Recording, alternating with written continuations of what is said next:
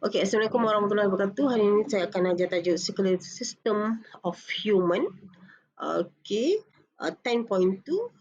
Three main components in circulatory system of human, that is blood, heart and blood vessel.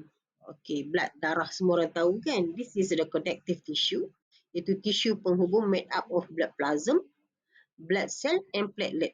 Maksudnya dalam darah tu ada blood plasma, ada sel darah dan juga platelet. So blood is a medium of transportation. Transport what? Example, gases, oxygen, carbon dioxide, nutrients, what else? Hormone. This is a medium of transportation. Okay, the next circulatory system is the heart. Semua orang tahu jantung. Muscular wall, muscular pump that circulate blood to the whole of the body.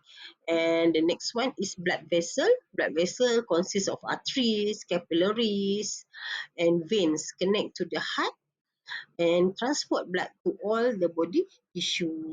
Ni gambar nampak, ini jantung. Nampak ini yang salur-salur yang hantar darah keluar, pump blood to all part of the body. From ini kalau ikutkan dia hantar keluar ni melalui aorta ke seluruh badan. Okay, next the human heart, right? This is the external view of the heart. Maksudnya permukaan luar jantung kita. Kalau kita keluarkan, kita boleh nampak sebelum kita buat cross section.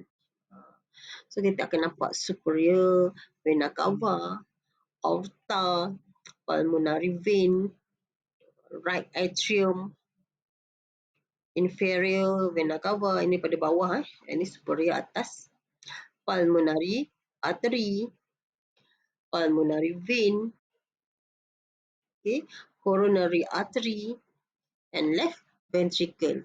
Okay, kalau dekat sini, kalau kita perhatikan, okay, coronary artery. Ini adalah satu salur darah yang ada pada permukaan jantung. Kalau kamu tengok jantung ayam ke, okay, kita boleh nampak salur darah ini yang kita panggil, kalau pada jantung kita panggil coronary arteries. Okay, human heart is a muscular pumping organ, the size of closed fist. Kalau nak tahu berapa saiz dia, kita genggam tangan kita tu, itu adalah saiz jantung kita. Tak kira lah awak besar mana pun saiz badan, besar gajah ke, besar apa lagi, kecil keding ke, kamu punya jantung tetap sebesar genggaman tangan. It is situated in thoracic cavity between lungs, still towards the left side, and heart beats non-stop for our full life. Dia punya denyutan dia tak berhenti. It made up of cardiac muscle. Semua orang tahu cardiac muscle, which is involuntary tissue, tisu yang luar kawal, right? Dia kata human heart is myogenic. That's mean it's not under the control of the brain, but it has special spots from where the beats originates. Dia kata jantung ni bersifat myogenic, iaitu myogenic macam spontaneous lah. Dia punya degupan jantung tu luar kawal dan bukan dikawal oleh otak. Dia secara automatik.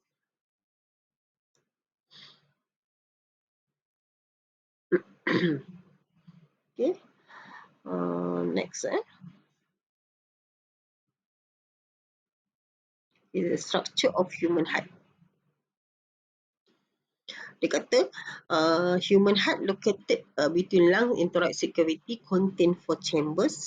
Kamu dah belajar sebelum ni. Cuma kat sini ada tambahan, dia kata left chambers is separated from the right atrium by muscular wall called septum. Kita nak tengok kat mana septum.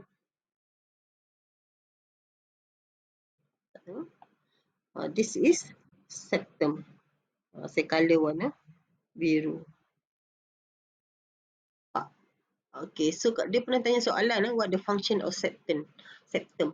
So septum ni nak separate between the left chamber and right atrium.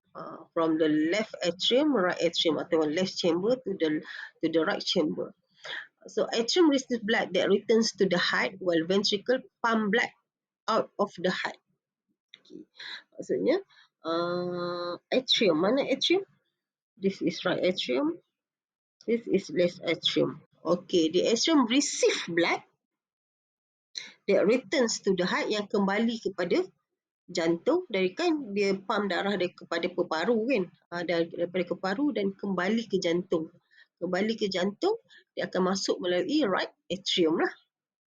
And then while dia kata ventricle pump blood out of the heart.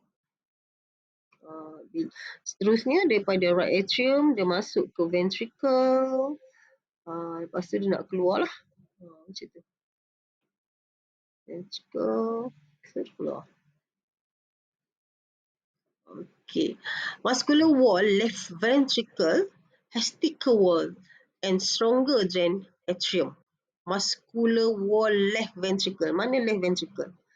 This is left atrium and then this is left ventricle. Dia kata dinding jantung sebelah kiri adalah lebih tebal dan lebih kuat berbanding dengan atrium ataupun sebelah kanan. Kalau tak cakap kita tengok gambar kan, nampak dinding dia. The wall of ventricle is thicker, tebal, and stronger than atrium. Ini bila saya buat Y ni, maksudnya penting lah. Selalu ditanya dalam soalan. So kita boleh bagi reason dia sebab left ventricle ni has to generate greater pressure to pump blood out of the aorta to the whole body, while the right ventricle pump blood to the lungs. Kan? Okay. Right ventricle ni, okay, pump blood to the lungs. That's why dia punya wall is thinner than the left ventricle. Ataupun kita nak jawab left ventricle is thicker and stronger because left ventricle need to pump blood out of the aorta to the whole body, ke seluruh badan. Manakala right ventricle pump darah ke peparu. Kan? Yang manakala yang sebelah ventricle kiri pump darah ke seluruh badan. That's why the wall is thicker and stronger. Okay, so septum dah, the wall of ventricle pun dah. Apa lagi yang ada kat sini? Awak dah belajar sebelum ni kan? Aorta, pulmonary artery. Okay, satu-satunya artery yang membawa darah yang terdioksigen. Sebenarnya artery ni bawa darah beroksigen. Tetapi untuk jantung pulmonary artery, pump blood deoxygenated blood. Okay, kita ada pulmonary vein, bicuspid valve. Bicuspid valve. Valve ni pun selalu ditanya. Tak kira dia bicuspid, tricuspid, semilunar valve. And the function is to make sure the blood flow in one direction ataupun to prevent the blood flow back. Kalau flow back, kalau bicuspid valve kan, kita tengok bicuspid valve ensure that blood which flow into the left ventricle does not flow back into the left atrium. Maksudnya dia nak elakkan darah itu kembali kepada atrium. Kan, daripada atrium pergi ventricle and pump the blood out of the body. So the bicuspid valve ni dekat sini clearkan balik. Bicuspid valve. Mana bicuspid valve? This one. Dekat sini. Dekat sini ni atrium. Ni ruang ventricle. Right? So dekat sini adanya bicuspid valve. Di antara atrium dengan ventricle, left ventricle and atrium ventricle. So bicuspid valve tu to make sure the blood flow in one direction and prevent the blood flow back to the left atrium. Dia tak nak masuk ke dalam left atrium. Nanti darah tu bercampur. Okay. Next. How about the tricuspid valve? Tricuspid valve is valve between the right atrium and right ventricle. Dia dekat sini, kat tengah-tengah sini. Dia kata located between the right atrium and right ventricle.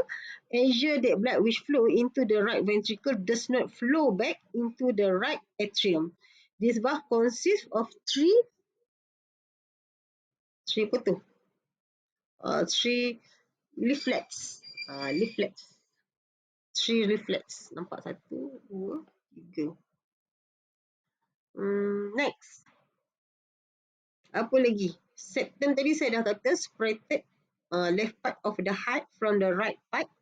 The heart and ensure that the oxygenated blood does not meet with the deoxygenated blood. Itu pentingnya septum ni. Kalau berlaku macam saya cakap hari tu kan, macam berlakunya jantung berlubang. Dekat septum ada jantung berlubang. So dia kata apakah efek ataupun kesan bagi seorang yang mengalami jantung berlubang.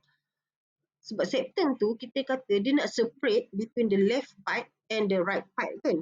So kalau dia ada jantung berlubang kat situ, maka what happen? The oxygenated blood and deoxygenated blood will be mixed.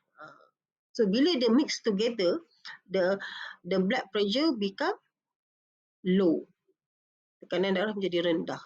So bila tekanan darah rendah, macam mana dia nak hantar darah ke seluruh badan? Lambat. So efek dia banyak lah. Okay, semilunar valve. Okay, semilunar valve ni duduk kat mana? Dia kata dekat base of the pulmonary artery.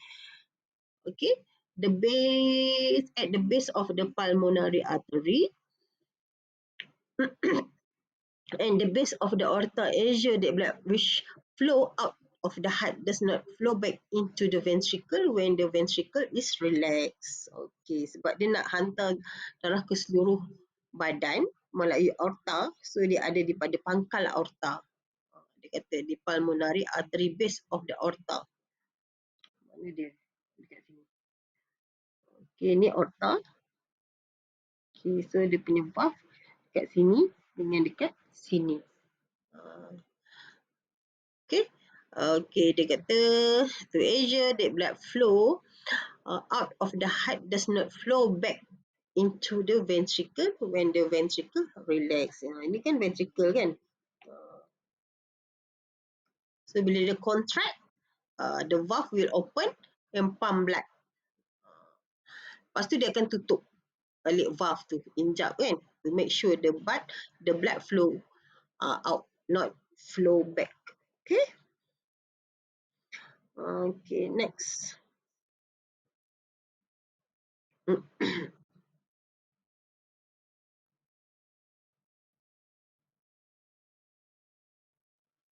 Structure dah.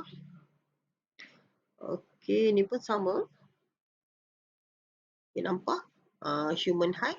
Apa yang dikatakan sebagai myogenik tadi, saya kata, the contraction and relaxation of cardiac muscle fiber are produced spontaneously. Maksudnya secara luar kawal, without requiring stimulation from the nerve cell. Tanpa dikawal oleh saraf. Okay. The coronary arteries. Coronary arteries tadi ingat tak? Dekat permukaan jantung, bahagian luar kan. Dia kata coronaries run along the surface of the heart and provide oxygen rich blood to the heart muscle. Penting sebab selalunya arteries ni kan selalu dia kecil. Dekat sini lah selalunya berlaku arteri tersumbat. Bila arteri tersumbat, apa yang berlaku? Our cardiac muscle, okay, ataupun kita panggil cardiac tissue of the heart cannot get oxygen. Sebab apa? Tadi dia dah tersumbat kan. Bila tisu jantung ni tidak menerima oksigen, okay, tisu dia akan lama-lama dia akan problem lah. Tisu dia tak bila dia problem, so jantung nanti sukar untuk pump the blood, suka untuk pump darah lah. Mungkin jantung tadi menjadi lemah. Sebab banyak tisu-tisu yang dah rosak. Sebab apa? Tisu jantung tadi tidak menerima oksigen. Itu bahayanya apabila salur arteri tersumbat di bahagian jantung. Yang banyak berlaku sekarang kan macam heart attack tu asalnya coronary arteries is blocked. Dia block sebab apa? Nanti kita belajar lepas ni. Block sebab kolesterol, block with calcium. Itu contoh-contoh lah. Okay, next. We learn about the composition of human blood, right? Okay.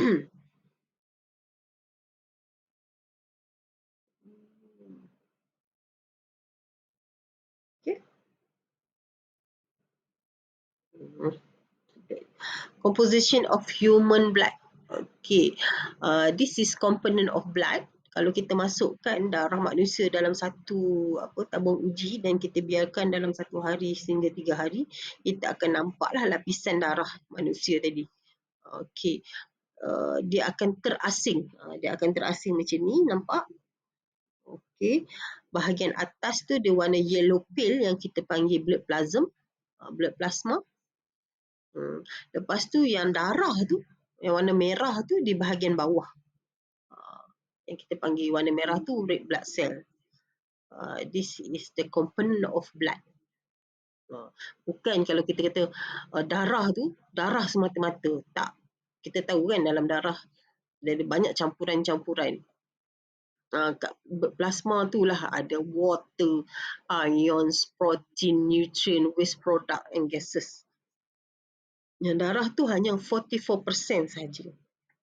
55% is plasma and 1% is a white blood cell and platelets. Okay, this is component of blood. Kita tengok kat sini ya. Dia kata composition of human blood, 55% of plasma and 45% of blood cells. Plasma is a medium transportation in the body. And then the component of blood are 3 type of blood cells. Ada 3 jenis sel darah. Bukan sel darah merah semata-mata. Dia ada red blood cells, dia ada white blood cells and platelets. Lepas ni kalau saya sebut erythrocyte, awak tahu this is a red blood cells. White blood cell we call leucocyte and the other one is platelet. Okay, kalau daripada gambar ni, kan, kita perhatikan kan the main structure component of blood. Kalau boleh tengok lah dalam darah tu macam ni lah bentuk dia. Nampak erythrocyte, platelet. Platelet ni dia macam cebisan-cebisan kecil saja. Erythrocyte ni bentuk dia semua orang tahu. Okay, kalau daripada permukaan atas ni, okay, bentuk dia macam ceper. Cakra padat. Kan? Kita panggil biconcave shape. Okay, this is platelet. Kalau kita tengok yang warna besar kan, besar saiz dia daripada red blood cells, this is kita panggil leukocyte ataupun white blood cells. Besar daripada red blood cells. Yang kat luar-luar ni, yang warna biru-biru semua ni, itulah blood plasma. So semua blood cells duduk di dalam blood plasma. Okay.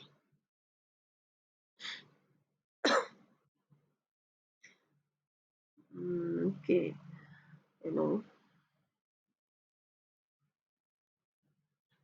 Next is the blood plasma components. The component is water, yang warna yellow pale tadi, yang 55% tadi. Apa yang ada 55% tu? Dia ada water, plasma protein, solutes. Contoh solute ni such as glucose, excretory substance ni waste product lah, such as urine and respiratory gases, hormones and enzyme. Water is consist 90%. 90% saja adalah air dalam badan manusia, dalam darah tersebut. Water is a medium for transportation and solvent for respiratory gases, ion, digestive products and excretory substance. Kalau kurang air dalam badan, itu masalahnya. Tak dapatlah nak singkirkan bahan kubuh. Bila tak dapat singkirkan bahan kubuh, maka body temperature will be rises. Kurang air dalam badan dan kita kata demam. What is plasma protein? Plasma protein that means fibrinogen, albumin, globulin. Benda-benda ni penting, macam fibrinogen for blood clotting, albumin for osmotic pressure, and globulin for antibody that involved in body defense. Okay, semua ni ada dalam textbook. Sama juga solute tadi, nutrients are important for energy, and the excretory substance are toxic that need to be disposed, and oxygen required for respiration of cell. Hormone and enzyme. Hormone control physical activities, and enzyme involved in metabolic process of cell. And metabolic process tu digestion lah. Okay.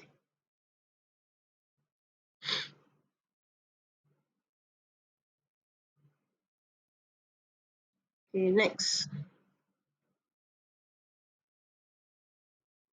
Okay, kita masuk pada characteristic and function of blood cell type.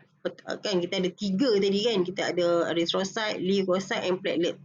And for all the blood cells ni, kita kena tahu dia punya karakteristik. Kalau dia kata explain characteristic of erythrocyte, 2 marks. Explain, terangkan. Kita tak boleh bagi karakteristik saja. Kita bagi 5 karakteristik of red blood cell, kita still dapat 1 markah. Kalau dia minta explain, terangkan, kita mesti explain. Contoh kan, kamu kata explain the characteristic of red blood cell. It is by concave shape. Why it by concave shape? To increase the total surface area per volume ratio for exchange gases. Ataupun kamu kata, baru kamu dapat 2, ataupun kamu kata elastic membranes. Elastic membrane that mean enable erythrocyte change its shape and it can squeeze through the narrow blood capillaries. Dia boleh menyelit dalam blood capillaries kan. Kalau tak susah dia nak flow. Ataupun kamu boleh kata does not have nucleus. Dia tak ada nucleus. Kenapa dia tak ada nucleus? Itu yang kita kata explain the characteristic. So because it provide more hemoglobin to carry more oxygen. Kalau ada nukleus, maksudnya bentuk dia jadi lain. Jadi bulat, jadi tetap. So macam mana dia nak menempatkan lebih banyak hemoglobin? Produce di mana? Di bone marrow, di sumsum tulang. Jangka hayat dia macam mana? Okay, it's about 120 days and destroyed in the spleen and liver. Spleen ni limpa organ, and liver hati through the phagocytosis process. Ingat tak phagocytosis? How the amoeba digest or digest and phagocytosis to engulf the food kan. Engulf the food process, macam mana dia nak makan. Hemoglobin transport oxygen in the form of oxyhemoglobin and carbon dioxide in the form of carbaminohemoglobin. Ini kamu dah belajar dalam respiration. Okay, transport of gases. So boleh ingat structure.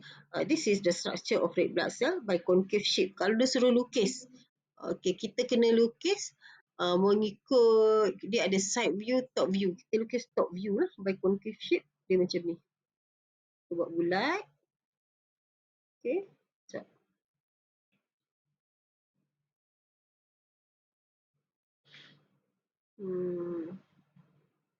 Bulat. Lepas tu kita buat ke atas dia lah. Dia ada macam lekuk. Kalau awak buat dia punya side view, awak kena buat dia leper lah. Jenuh lah awak nak buat ni, leper ni.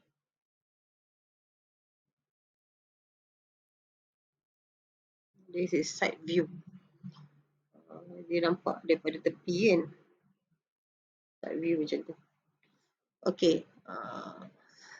Itu adalah karakteristik of red blood cell. Seterusnya, platelets. Nampak platelets. Kalau kita buat derma darah, kan, derma darah ni hanya untuk apa? Saya rasa yang berumur 18 tahun ke atas, macam kamu tak boleh lah derma darah lagi. Kena tunggu cukup umur baru boleh derma. Okay, dia kata platelet is a cell fragment. Cell fragments itu cebisan sel from the bone marrow. Okay, no nucleus. Nampak kan bentuk dia?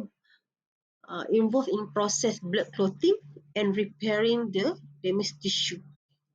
Walaupun dia just fragment, tapi dia penting dalam pembekuan darah, blood clotting. When you see the colour is yellow pale, dia melekit, sticky. Dia boleh asingkan masa kita derma darah tu, dia boleh asingkan dia punya platelets dengan red blood cell. Platelet ni penting, terutama bila orang yang kena demam denggi. Demam denggi, bila denggi berdarah tu maksudnya dia punya red blood cell is non-elastic. Dia punya membrane cell is non-elastic. Bila dia non-elastic, dia punya sel darah merah dia jadi cair. So dia boleh jadi denggi berdarah dan keluar melalui awak punya bulu roma kan, dia ada bintik-bintik merah. Itu bahayanya. Kalau jadi macam tu, doktor terpaksa masukkan platelet dalam badan. Selalunya orang masukkan darah. Ini kalau denggi dia special. Platelet dia drop. Bila platelet dia drop, bahaya. So sebab apa dia kata kat sini, platelet ni, ada kat sini. Dia kata dia maintain the integrity of blood vessel wall. So kalau platelet rendah, blood vessel wall kamu tadi, macam saya kata tadi, dia akan pecah. Denggi berdarah, bahaya kan. So made in bone marrow and lifespan less than 1 week. Selalunya tempoh hayat dia 6 hingga 7 hari macam tu sahaja. Okay, this is platelet. And the other one is leukocyte. Leukocyte, or we call the white blood cell. Leukocyte ni dia ada banyak ciri. Dia ada a few type of leukocyte. It have granulocyte and agranulocyte. Granulocyte ni plasma membrane dia. Plasma membrane dia ada granul. That's mean the granulocyte. Kalau agranulocyte, no granules ataupun tiada granules in the plasma membrane. Sorry. Cytoplasm. Okay. Tiada no granules. Tiada granules dalam cytoplasma.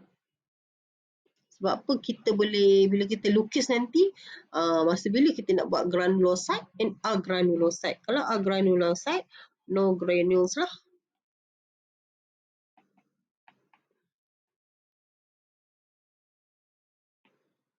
Okay. Contoh dia macam ni. Sebelum tu kita tengoklah karakteristik and function of leukocyte. The shape is irregular and not fixed. Dia tak macam erythrocyte, biconcave shape, tapi dia ni shape dia irregular, tak tetap. Contain nucleus, that's why it's large. Does not contain hemoglobin produced in the bone marrow. Lifespan is less than 5 days because it can diffuse out of the capillary pores and fight pathogens in tissue fluids. It is divided into 2 types, granulocyte, contain granules, and granulocyte, no granules. Dia tak cakap kat mana granules tu. So saya bagi tahu kat situ lah. And granulocyte include neutrophil, eosinophil, basophil. Granulocyte include lymphocyte and monocyte. Kat sini yang penting dia Okey, mana dia? Ni dia. Okay. It can diffuse out the capillary pores and fight the pathogen in tissue fluids. Maksudnya leukocyte ni dia boleh diffuse out, dia boleh meresap keluar daripada kapilari darah tu, and then dia pergi dekat bendala tisu. Okey, sebab bendala tisu ni terdapatnya patogen, bakteria apa semua, and then dia akan fight with the pathogen or kill the pathogen. That's why dia boleh meresap keluar daripada kapilari darah. Tapi red blood cell cannot diffuse out. Kenapa? Kenapa red blood cell cannot diffuse out?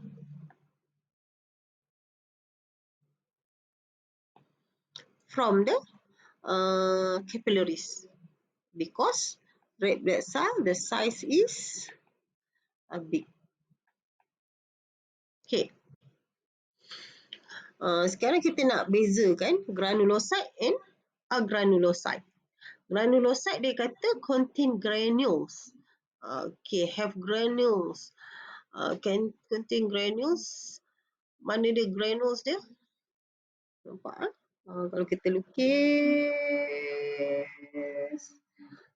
Okay. White blood cells. This is the nucleus. Dan ni nucleus dia. Okay, apa yang dikatakan sebagai granules? Dia ada granule kat sini. Kita buat bulat-bulat kat sini. Dalam cytoplasma dia.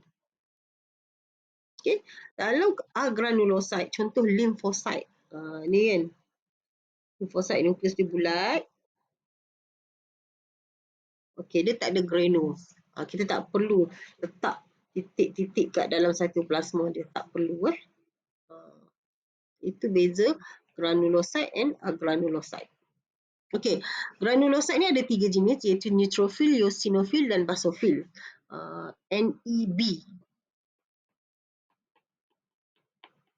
Neutrophil, eosinophil, basophil. Macam mana nak bezakan dia? Okay, neutrophil, the nucleus is made up of 2 to 5 lobes. Maksudnya dia punya nucleus dia terdiri daripada 2 sehingga 5 lobus. Ni lobus, nampak? Ni nucleus dia, lobus. Ada lobus ni. Ini kita panggil sebagai lobus. Nucleus. This is nucleus. 2 or 3 lobus. Ingest bacterial cells and dead cell or tissue from wounds by phagocytosis. Itu fungsi neutrophil. Dia musnahkan atau kill the bacteria and dead cell or tissue from the wounds by the phagocytosis. From the wounds apa? Daripada luka yang terdedah kan. So, bila luka kita ni terdedah kepada udara, bakteria boleh masuk. Itu yang sebab kadang-kadang tu luka kita lambat kering, bernanah apa semua. Itu adalah bila dia bernanah, sebelum dia kering tu, neutrophil akan musnahkan bakteria tersebut. Okay. So dia ada clump together and then become sticky. So luka tu makin lama makin rapat dan akan sembuh. Okay. Eosinophil. Eosinophil, the nucleus is made up of 2 lobes. 2 lobes, 2 lobus sahaja. 1, 2. Kalau macam ni dia ada lebih pada 2. Yang neutrophil ni lebih pada 2. Ni dia punya granul dia. Apa fungsi eosinophil? Okay, kalau neutrophil tadi dia kill the bacteria from the wounds, eosinophil ni dia kata release enzyme that fight inflammation and allergic reaction. Dia akan merembeskan enzim untuk memusnahkan radang dan allergic reaction. Tahu allergic reaction? Kalau seseorang itu allergic, maka dia akan tumbuh bintik-bintik merah lah, gatal-gatal semua. Itu kita panggil inflammation. Okay, respon dia, bila dia nak respon tu, bila ada simptom-simptom seperti bintik-bintik merah, itu menunjukkan eosinophil bertindak balas lah. dalam bentuk allergic reaction. Kita takut kalau tak ada tindak balas. Tiba-tiba sakit, demam, apa benda punca tak tahu. So kalau ada respon macam tu, maksudnya antibody kita ataupun sel darah putih kita telah bertindak untuk fight with the apa tadi? Pathogens. Okay. The other one, basophil. Basophil, the number of basophil is lowest in the blood. Dia kata tak banyak sangat lah. It contain heparin that prevent blood clotting. Okay. Heparin ni bentuk dia apa ya? Dia punya, kalau kita perasan, dia punya nukleus dia, kalau tak silap saya, bentuk S. Dia kata tak banyak pun. Dia mempunyai heparin. Heparin ni prevent blood clotting. Dia nak elakkan daripada darah membeku dalam salur darah. Bukan darah membeku masa luka. Ini pembentukan darah beku dalam salur darah. So kalau darah membeku, so dia akan release the basophil. Lepas tu mungkin dia akan cairkan lah daripada darah tadi membeku. This is we call the prevent blood clotting. So basophil ni dia ada heparin. Okay, so habis granulocyte. The next one is agranulocyte. Agranulocyte ada dua saja, lymphocyte dan juga monocyte. Okay, lymphocyte is a large nucleus. Nampak nukleus dia besar, memenuhi ruang cytoplasm dan bulat. Produce antibodies. Ini yang bertindak dalam badan kita apabila dia demam. Okay, they produce antibodies to destroy bacteria and virus that enter the body. Syarat dia bila kita demam ada bakteria baru dia produce. That's why kalau kita demam dia ambil masa nak sihat. Sebab apa? Nak produce the antibody 2 days, 3 days baru sihat kan. Can also produce antitoxin. Again, toxin that are produced by bacteria or virus. Kadang-kadang ni bakteria ni menghasilkan toksik dalam badan kita kan, racun yang boleh menyebabkan kita pening, keracunan. So apa yang berlaku, lymphocyte ni akan menghasilkan antitoksik. Dia akan neutralize the toksik kan. Contoh kalau kita racunan makanan kan, kita akan muntah-muntah. Itu cara bagaimana lymphocyte dia nak neutralize balik toksik yang ada dalam badan kita. Okay, monocyte is the biggest leukocyte. Spherical shape nucleus. Nucleus dia bentuk spherical. And fungsi monocyte ingest bacteria and dead cell or tissue by phagocytosis. Okay. Mana tadi ada phagocytosis? Okay, neutrophil. Neutrophil dia pun bertindak dengan phagocytosis apabila luka. Tapi monocyte yang granulocyte ni dia ingest bacteria dead cell or tissue by phagocytosis. Apa saja bakteria yang masuk dalam badan, dia akan ingest. Ingest tu maksud dia akan destroy the bacteria by process phagocytosis. Okay, so kat sini kita tahulah apa fungsi leukocyte. Okay, semuanya bertindak memusnahkan bakteria tetapi dengan cara yang berbeza-beza. Penting benda ni, kita kena tahulah bentuk-bentuk dia semua.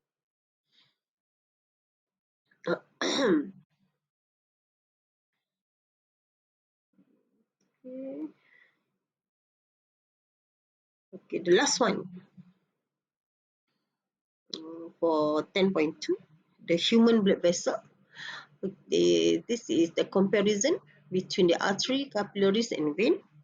Okay, kita nak tengok beza dari aspek thickness of wall, diameter lumen, blood flow, valve, oxygen transported and blood pressure.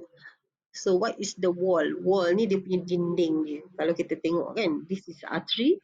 Where is the wall? Okay, this is the wall.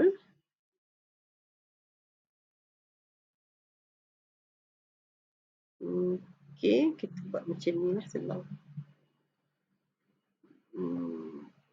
Lepas tu thick elastic Okay, artery ni thick and elastic. Mana artery? This is connected muscle. Okay, dia kata thick and elastic. Capillary kita tahu yang paling halus kan. Ni kan, yang paling halus capillary. Ni dia punya wall dia. One cell thick saja. Manakala vena, vein. Dia kata thinner than artery, less elastic. Nipis daripada artery. Diameter lumen. Diameter lumen ni dia punya salur lah. Contoh ni arteri kat sini kan. Ini lumen dia. Dia panggil lumen. Okay. Lumen dia arteri small, very small, large. Vena ni paling besar. That's why darah yang mengalir melalui vena tu dia punya blood pressure dia low. Bila blood pressure low, dia tak perlulah dia punya wall dia, thickness of the wall is thin. Berbanding dengan arteri. Arteri ni, bila diameter dia ni small, the blood pressure is high. So, bila blood pressure is high, the thickness of the wall must be thicker. Sebab apa? Kalau wall tekanan tinggi, sedangkan dia punya dinding ketebalan dia tu nipis, dia boleh pecah. Itu bahaya. So, dia dah bagi kat situ. Kita jangan hafal. Kita tengok dia punya kesesuaian. Kenapa dia jadi macam tu lah. Kena faham. So, the blood pressure is high because the diameter lumen is small. So, the thickness of the wall must be thick. Berbeza dengan vein. Vein dia punya size lumen, lubang dia tu. Kalau ini untuk arteri. Vein. Vein ni lagi besar lumen dia.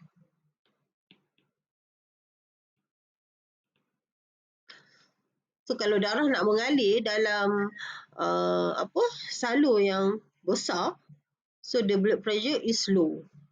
Bukan kita kata tekanan darah ni tahu, tekanan blood pressure, bukannya dia punya flow laju ke rendah ke, tak. Ini kita cerita tentang blood pressure. Sebab ada student yang confused. Blood flow dengan blood pressure. Blood flow kalau lubang tu besar memanglah laju dia bergerak. Tapi tekanan dia rendah. Kan berbanding dengan salur yang kecil. Lumen. Okay. Lumen capillary is very small. The blood flow away from the heart. But vein towards the heart. From artery to heart. Sebab capillary tengah-tengah tu. Valve. Nampak? Dekat artery tak ada. Dekat capillary tak ada. Tapi dekat vein ada. Vein ni senang je kamu nak tengok. Kalau kat tangan kamu tu, salur yang warna hijau tu, itu vein. Sebab dia besar, kita boleh nampak.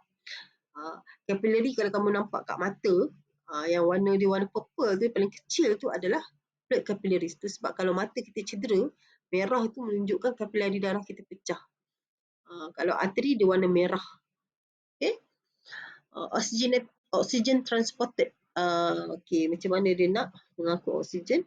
Carry oxygenated blood. Okay, kalau arteri membawa darah yang beroksigen, kecuali pulmonary artery. Manakala vein carry deoxygenated blood except pulmonary vein. Kan? Sebab apa pulmonary vein tu mengangkut darah beroksigen ke dalam jantung. Jantung sebelah kiri kan. Capillary oxygenated blood, venule deoxygenated blood. Dia ada arteriole dan dia ada venule. Nampak kat sini. Arteriole carry deoxygenated blood sampai dekat tengah-tengah ni berlakulah gases exchange between the body cells, and deoxygenated blood carry away from the capillaries through the venule. That's we call the deoxygenated blood. Masuk ke vein. That is the blood flow. Okay. Itu sahaja tentang human circulatory system. So ada masalah tak tentang semua ni? Saya rasa kamu dah belajar form 3. Ini macam ulang kaji je balik. Cuma macam struktur jantung tadi saya dah bagi tahu penting lah. Kalau dalam struktur jantung ni memang kamu kena hafal lah. Kamu kena hafal dia punya structure. Macam benda baru seperti septum, benda-benda baru tu lepas tu kita ada chordae tendinae, itu next question lah. Next question pula, next slide. 10.3. So itu saja untuk hari ini. Assalamualaikum warahmatullahi wabarakatuh.